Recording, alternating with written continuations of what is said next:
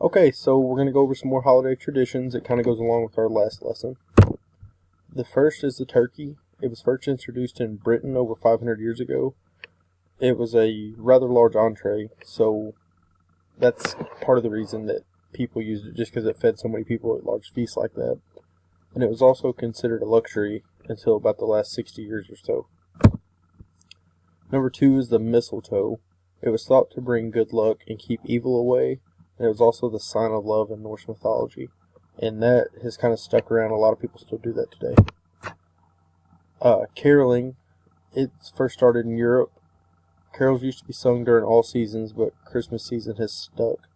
It used to be hymns, but now it's kind of evolved and people sing Christmas songs.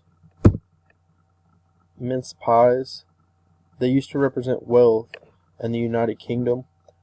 They used to be filled with meat and other things, but now a lot of people just fill them with fruits. It's kind of easier to transport them around when you're traveling to family and such.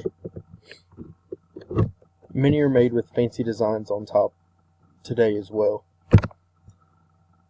The candy canes, they originated in Germany nearly 250 years ago. They used to just be white, just straight sticks. They called them peppermint sticks.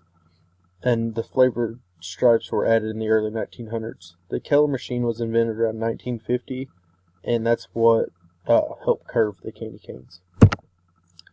The Christmas tree, it's believed to originate in Germany. Christians use it as a sign of everlasting life with God. Many legends surround the significance of the tree.